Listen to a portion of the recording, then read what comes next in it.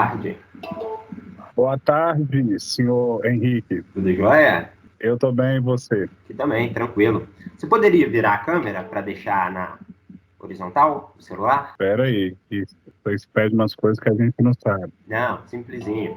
Pandemia tem ensinado todo mundo. A pandemia não vai acabar nem tão cedo, misericórdia. R$ 10 para mim poder fazer isso, entendeu? Pode deixar. Isso daí vai ser retribuído lá na frente. Tá, não é no céu não, né? Porque o pessoal tem mania de falar que é no céu que eu vou receber as coisas. Aí complica, né? Aí fica meio difícil.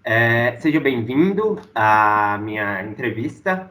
Entrevista da disciplina de gestão escolar.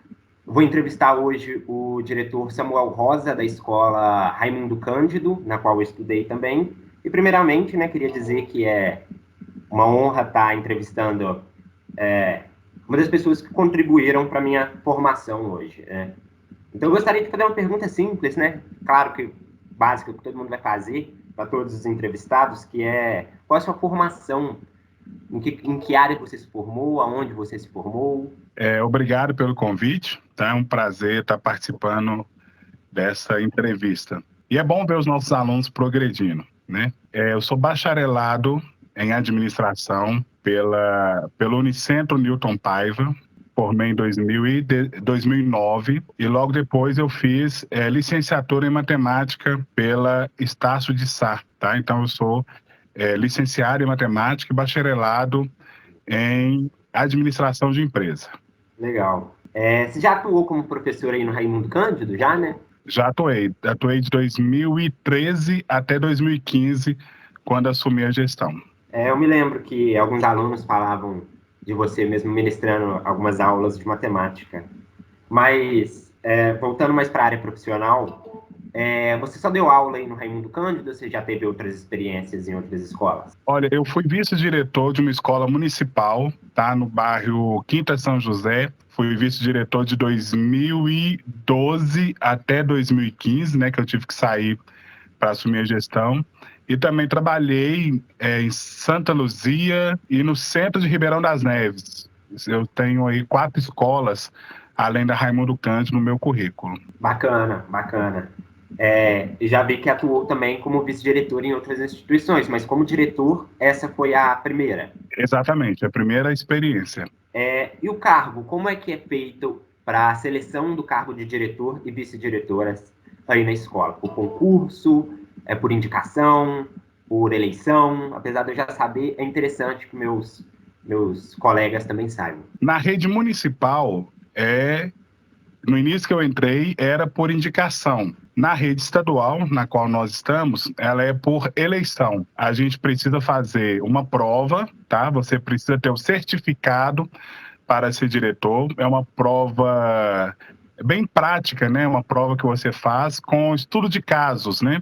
Então, são 60 questões de estudo de caso. Em cada questão dessa, você tem que aplicar uma das leis, né, que norteia o ensino público no Brasil. Você passando essa prova, aí você constitui a sua chapa, né, e vai para a escolha da comunidade.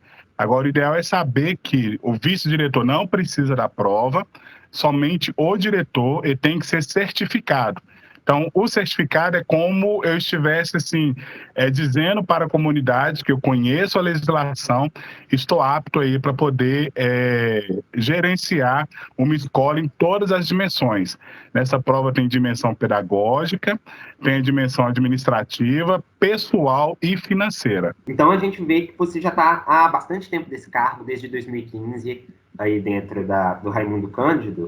E eu queria saber quais são as principais atividades que você tem exercido desde 2015 até hoje, já na sua segunda gestão, certo? Isso. Rapaz, assim, o pessoal tem mania de falar que não vê o diretor, né? Muita gente fala assim, eu não te vi, né? Só que, assim, o nosso trabalho, ele consiste em quê? No início do mês, né, vou falar assim, dar uma agenda mensal para vocês terem uma ideia. No início do mês, o meu foco total é na preparação da folha de pagamento, né? Raimundo Cândido, ela tem 127 servidores, então você imagina o que é você controlar falta, atestado, licença, problema desses professores, servidores, para poder informar para a Secretaria de Educação a situação. No meio desse processo, aí vem as avaliações, dependendo, né, se está no final de bimestre, aí tem a sua preocupação com o xerox, com a reprodução desse material, com a parte toda pedagógica. No meado do mês, você confere, o pessoal pegou essa folha de pagamento, processa e te devolve para você conferir para não gerar pagamento errado. Além disso, você fica empenhado em quê? Na licitação de merenda, na licitação do gás, na licitação da internet, dessa parte toda do custeio, da manutenção do prédio. Aí quebrou uma lâmpada, aí a gente sabe que a troca ela não é simples, né? Porque muitas das vezes o aluno fala, rapaz, a lâmpada ali está quebrada, mas aí você tem que ter um processo para comprar, né? Na nossa casa, quebrou uma lâmpada, você passa lá no primeiro supermercado, compra e leva. Na escola, não. Você tem que chamar a comissão de licitação e falar, olha, gente, eu tenho que comprar essa lâmpada, né? Vocês autorizam eu comprar? Aí a comissão libera, você faz a licitação, aí vai o fornecedor, olha a lâmpada. Então, é uma coisa que simples, mas que demora 15 dias, por exemplo.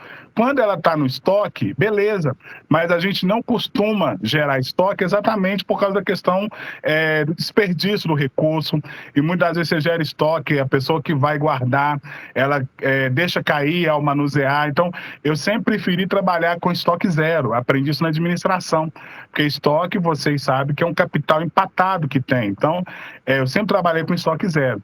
E nesse processo da compra, da manutenção, aí vem a questão toda ali do pedagógico, porque você tem que estar supervisionando o professor, o supervisor, aí tem os projetos. Então, assim, o pessoal não vê o diretor, porque, de fato, assim, quando eu chego na escola, eu já chego ali com um caminhão de problemas que eu tenho que procurar solução para que a escola ela venha andar de uma maneira saudável e adequada. Então, assim, durante o mês, são essas as etapas que a gente faz. E acaba que vai ter aquele aluno disciplinado que vai estar lá na sua sala, aí tem que chamar a mãe, às vezes você tem reunião com o conselho tutelar, você tem reunião com o colegiado, né, para você passar toda a sua gestão, o que você está fazendo, para ver se eles aprovam. Então, assim, é um trabalho, Henrique, que de fato, assim, toma muito tempo. Nessa pandemia, eu falo que eu levanto 6 horas com problema de escola, professor, aluno, é o pessoal que está lá trabalhando, e vou dormir meia-noite também com problema de escola. Então, assim, o diretor ele não é visto porque ele é o pano de fundo de uma escola, né? Então, por isso, assim, eu tento na minha gestão, no período que estava nas aulas presenciais, você deve ter observado, que eu tento ser visto, eu tento ir na sala, mas, assim, toda vez que eu subia para a sala, eu estava deixando uma obrigação minha que eu tinha que fazer para me poder acompanhar a escola de perto. Uma das questões mais relativas ao trabalho do gestor escolar fica muito esse cargo da burocracia que tem que ter para a escola funcionar. Sim, exatamente. Exato. Então, você ter uma ideia, não te cortando, você ter uma ideia, na parte financeira, nós temos mais de 20 contas. Cada conta tem uma finalidade. Então, para mim comprar o gás é uma conta. Aí, se você erra ali, dá um processo administrativo e financeiro, você tem que corrigir. Muitas vezes você tem que devolver do seu próprio bolso, porque eles não aceitam outro remanejamento. Então, por isso que, como você disse bem, é bem burocrático essa questão. Então, você não pode usar o dinheiro da merenda para, por exemplo, às vezes está te faltando um gás e está sobrando um recurso na merenda, mas você não pode trocar, pegar o recurso da merenda e comprar o gás. Você tem que ligar lá para a DAF, né, que é a diretoria financeira, e falar, rapaz, eu não tenho como comprar mais gás, que acabou o gás. Aí tem que esperar ele gerar um termo de compromisso, e com isso o diretor vai ficando descabelado, porque a escola não pode parar. Entendeu? Vocês, alunos, não querem nem saber do que está acontecendo. Vocês queriam chegar lá, ter a merenda, ter o xerox, ter a sala limpa, e muitas das vezes a gente assim, já estava labutando, né, para resolver um problema desse. É muito burocrático, de fato. Falou uma palavra muito pertinente aí para o tema. Exato. O diretor sempre trabalhando, como você disse, de pano de fundo para que tudo aconteça como deve acontecer, certo? Mas aí agora eu queria saber sobre os efeitos da pandemia no seu trabalho. Se afetou muito no decorrer do seu trabalho, se gerou mais trabalho, de como a pandemia afetou no desenvolvimento da gestão escolar. Olha, no início eu pirei. quando veio aquele primeiro decreto lá, 18 de março de 2020, eu pirei. Eu consegui ficar normal uns 15 dias. Depois, eu tive crise do pânico do celular. Eu não conseguia pegar no celular. Porque toda hora que eu abria o celular, era só problema. Era, tem que cuidar da segurança da escola. Tem servidor nessa situação, tem servidor infectado. E assim, eu fui parar no médico, né, e falei assim, eu não aguento olhar para o celular. Então, nesse momento, assim, era minha esposa que pegava o celular, ela olhava para mim e falava assim, tem que responder mensagem fulana de tal. Falei assim, pode responder? Eu dava para ela a resposta, ela digitava, porque eu tinha pânico do celular. Depois, assim, a gente foi acostumando. Uma coisa que é muito complicado para nós é que a demanda do trabalho ela passou a ser enorme. Porque antigamente eu chegava na escola, antes da pandemia, eu chegava na secretaria e ia distribuindo os trabalhos na medida que eu ia encontrando com o servidor. Então, vi um servidor ali que estava mais ou menos, perguntava, o que você está fazendo? Tal coisa, já passava o trabalho. Hoje, você tem que mandar o WhatsApp, né, lá no grupo. Ô, gente, quem está disponível aí para fazer tal coisa? Aí, às vezes, era uma demanda que eu precisava responder em 40 minutos, eles me devolvem a resposta 1 hora depois. Aí você fala assim, pode deixar que eu já fiz. Então, assim, nós estamos com uma demanda de trabalho muito grande, até que agora eu reuni bem com a equipe nesse ano de 2020, 2021, porque eu falei, gente, 2020 não tínhamos um parâmetro para falar como tinha que fazer, né? Porque a gente não tinha um comparativo com uma pandemia anterior. Agora, em 2021, a gente está usando os erros que nós tivemos em 2020 e corrigindo em 2021. Então, esse ano, assim, quando eu lanço lá, eu sempre deixo o pessoal da secretaria, as vice-diretoras, programada naqueles horários. Então, assim, eu tenho uma demanda à tarde. Quem vai cuidar da demanda à tarde é fulano e ciclano. Então, aquele fulano e ciclano tem que estar disponível. Eu mandei no WhatsApp, nos grupos, eles já pegam aquilo ali, já processa aquilo ali e já devolve. A grande dificuldade, além disso, é os alunos, né? Porque muito aluno, a gente tem 1.600 alunos, e desses 1.600 alunos, nós não temos 850 na ativa. Então, se nós perdemos o contato com muitos alunos, isso vai trazer, sim, uma defasagem na educação, coisa assim, eu acho que a pandemia vai nos atrasar uns 10 anos, porque foi difícil você trazer o aluno para dentro da escola, só que agora o aluno, assim, ele foi embora, né? E assim, eu procuro aluno, para você ter uma ideia, até no Facebook, né? Eu tô lá, digito lá o nome, opa, é você mesmo, eu já mando mensagem, meu filho, você tem que fazer atividade, tem que fazer aquilo. Então, assim, na pandemia, a sobrecarga do trabalho, ela aumentou e muito, né? Então, assim, a gente está procurando agora, em 2021, flexibilizar, diminuir um pouco isso, distribuindo entre servidor. Mas, mesmo assim, para a gestão, é muito complicado, porque às vezes o servidor fala que está fazendo e pode ser que ele não esteja fazendo, né? Porque eu sei mais ou menos assim, aí eu preciso fazer esse relatório.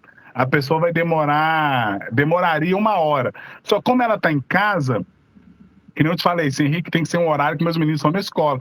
Porque quando você está em casa, aí o menino vem. Ontem mesmo eu estava fazendo um serviço, meu filho sentou no meu colo, falou, pai, eu quero ver o senhor trabalhando. Só que aí não é a mesma produção. Aí você brinca ali com ele um pouquinho e fala assim, agora você vai que eu tenho que terminar. E com isso, assim, você vai, assim, perder tempo, tomando do seu tempo. Uma atividade que você faria com 1 hora, você faz em 2, faz em 3, e ainda falta, talvez, alguma informação. Já cansei de parar um processo na minha casa e ter que ir lá na escola pegar o que está me faltando para continuar o processo. Então, assim, é uma sobrecarga muito grande nesse período da pandemia. Imagino. E esse ponto que o senhor tocou da defasagem educacional que vai acarretar dos alunos é muito importante, né? Porque a gente também percebe, querendo ou não, que o trabalho do senhor e da maioria dos professores, dos servidores que estão ao seu redor, não parou, certo? Vocês tiveram que sempre estar na ativa, buscando os alunos, correndo atrás. Nesse período de pandemia, eu acabei entrando para o grupo do PIBID, aqui do Madre Carmelita, próximo a Pampulha, e lá a gente também desenvolve algumas formas de captar novamente os alunos que foram perdidos do ensino médio, trazer eles de volta para a escola, sabe? Nem que seja pela videoaula, que é o jeito de agora, sabe? Mas tentar realmente prender eles no ambiente escolar para que eles possam se sentir um pouco mais amparados.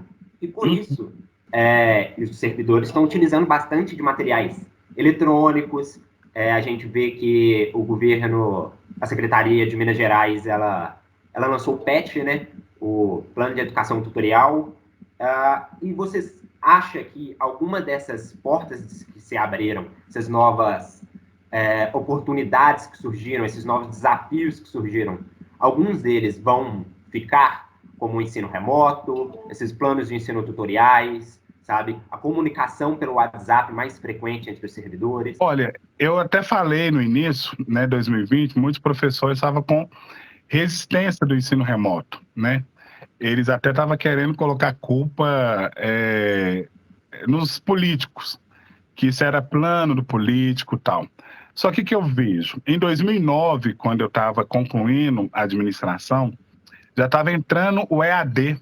Eu lembro que meus últimos períodos de faculdade, eu tive já 2, 3 matérias do EAD. E tinha que cursar pela distância.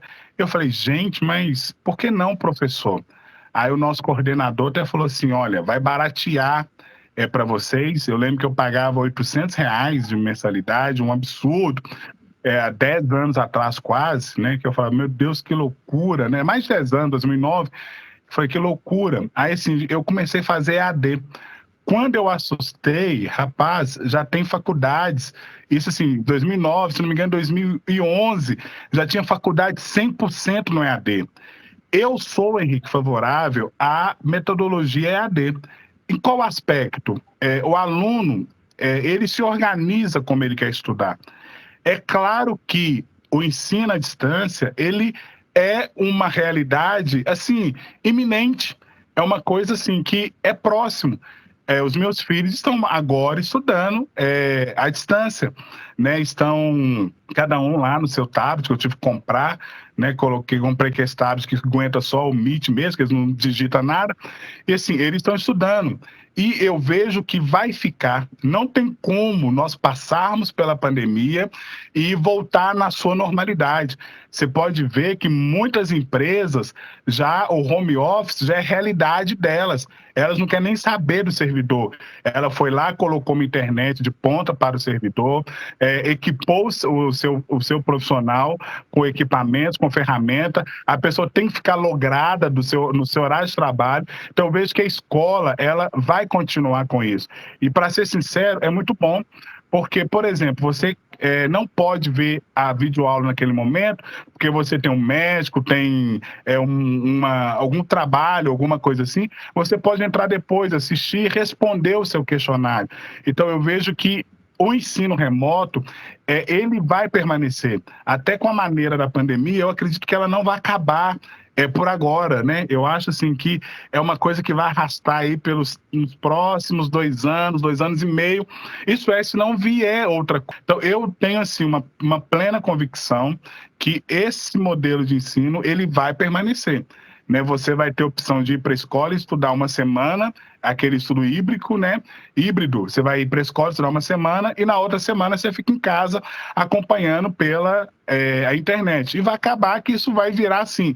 Assim como em 2009 estava entrando o EAD nas faculdades, eu vejo aí que 2022, 2023, vai estar entrando o EAD na rede pública. E, para ser sincero, é bom. Tá? Eu tive aqui na minha casa um amigo meu do Peru, o filho dele, antes da pandemia que ele esteve aqui na minha casa, ele já estuda de maneira online, lá no Peru. Então, assim, não é todas as escolas. Lá não é a pública, lá era uma particular. O pai dele é missionário, então precisa viajar. Eles foi cadastrar o filho na escola EAD, aí o menino vai estudando. Aí eu falei, gente, como é que é a qualidade? Ele falou assim, ele está aprendendo mais agora do que quando ele ia para a escola. Porque agora, quando ele senta para estudar, além dele ter o videoaula, ele tem o pai, tem a mãe, né, que ajuda. Aí talvez não entendeu o professor, tem vídeos no YouTube que consegue resolver as questões. Então eu vejo assim que é um plano para instalar o ensino EAD na rede pública do Brasil. O que a gente vê que realmente, como o senhor falou, que fica cada vez mais próximo mesmo do EAD, mais próximo dos alunos, porque a gente até viu que o Enem, ele também passou a ser de forma online, certo? Feito no computador dentro das escolas. Mas com isso, para finalizar, né, nossa última pergunta, já te tomei 20 minutos aí, Ok. uma questão que o meu professor pediu para levantar, que são suas principais orientações, seus principais conselhos que você daria para alguém que gostaria de seguir nessa área de gestão escolar, nessa área da diretoria. A pessoa, assim, ela tem que estar preparada para dedicação exclusiva, sem medo de ser feliz, né? Porque você não tem tempo para pensar em outra coisa. Porque, primeiro, a legislação, ela muda a todo instante. Então, por exemplo, a pessoa começou ali a desenvolver um trabalho, tal, daqui a pouco muda a legislação, aconteceu algum problema, né, em outro estado, aí a secretária viu, os seus assessores viram, aí fala, eu tenho que blindar a Minas, aí vai lá e muda um termo da legislação. E eu falo assim, que a pessoa ela tem que ter disponibilidade para ser um leitor da lei, né? Porque o gestor, ele não tem autonomia se não for a base legal. Então, quando o aluno fala, por que você não faz isso? Você fala, porque não tem uma base legal. É uma coisa interessante, mas eu não posso fazer porque não tem uma base legal. Então, assim, tem que ser alguém que esteja disponível para doar o seu tempo. Eu falo assim que professor, ele já é um dom, né? Porque você já tem que ter isso no seu conceito. Saber que você não vai ter todo o dinheiro possível, né? Não é uma profissão que traz dinheiro, né? Não sei, um reitor, né, da faculdade aí deve ganhar milhões, mas nós, diretor da escola pública, você não tem dinheiro, você acaba ali recebendo um salário mediano e você faz as coisas porque você gosta e você quer ver o desenvolvimento da comunidade e trabalhar muito essa questão. Você tem que estar a todo tempo atualizado, porque se você não tiver atualizado, você é atropelado, né? Porque chega um pai, às vezes o pai sabe mais do que o diretor. A primeira vez que eu fui vice-diretor, que eu vi um pai chegar na escola e sabia mais do que o diretor da escola na época, eu falei assim, rapaz, eu vou estudar. Porque se eu não estudar, vai chegar um pai aqui, vai falar comigo e eu vou ficar assim, nossa, onde é que você leu? Então, assim, quando eu pego qualquer estudo na internet, eu falo assim, peraí, tem que ter uma lei por trás disso, aí tem. E muitas vezes, tudo que acontece na internet, todos esses estudos de caso, entrou lá, bateu nenhum, entrou lá, fez isso, Henrique, já aconteceu comigo. Então, assim, quando chega na Raimundo, já sei qual que é a lei, qual que é o parâmetro, aí você consegue direcionar o seu trabalho. Então, meu conselho é uma profissão, ela não como se diz assim, valorizada, mas, assim, ela é bem gratificante, porque você pega, eu lembro quando eu te vi lá na praça, né, ali no Pedra Azul, te perguntei como é que você tá lá ainda, a gente fica feliz com o desenvolvimento dos nossos alunos.